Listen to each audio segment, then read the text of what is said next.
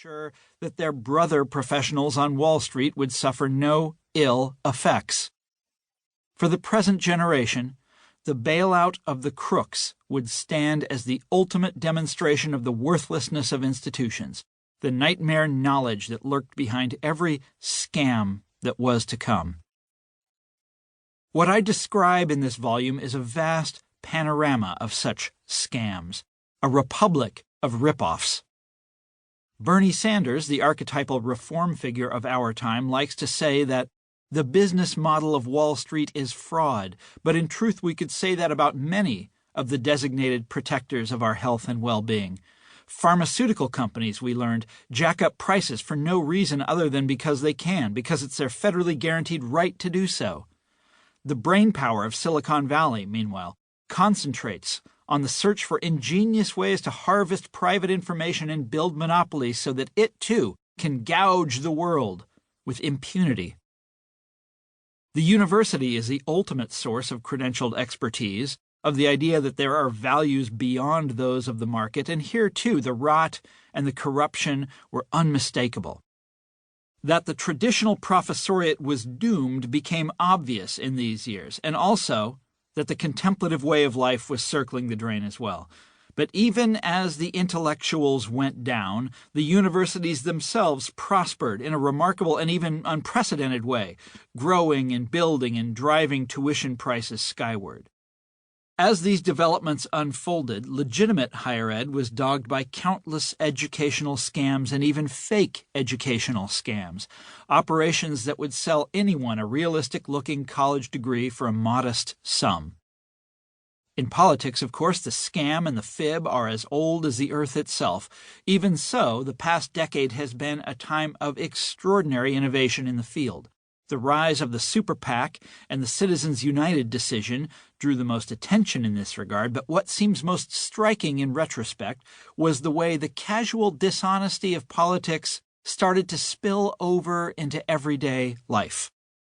The consolations of ideology became available to the millions thanks to Facebook and Twitter and the political entertainers on cable news.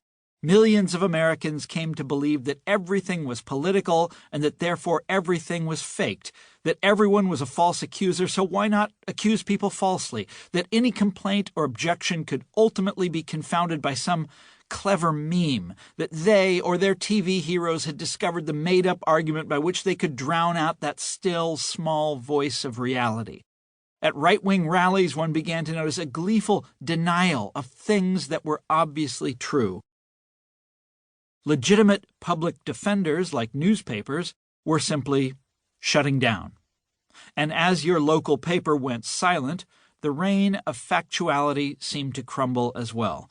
Among newspapers that survived, meanwhile, the resident professionals often seemed to be in denial about what was happening. This was a golden age of journalism, they chanted. And as their little world shrank and the public grew to hate them more and more, the survivors came together in an ever tighter circle of professional unanimity, missing the obvious but agreeing with one another on the correct interpretation of an amazing variety of events. Fake news flourished, of course. For every newspaper that withered away, an opportunity opened up for somebody willing to imitate what had gone before. Social media entrepreneurs prospered, as did homegrown propagandists and online scam artists.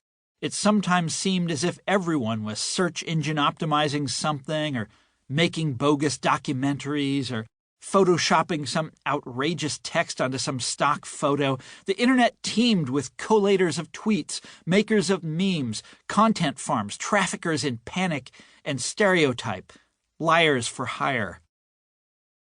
The representative figure of this new era was Andrew Breitbart, the master of a homemade right-wing web empire, who rose from obscurity to become the bellowing scourge of the mainstream media, accusing promiscuously, denying vociferously, always shouting, always rationalizing. For him, representation was everything, reality was nothing, and politics became more and more an analog of pro wrestling. The pseudo-event was the only game in town. The United States has always been friendly to quacks.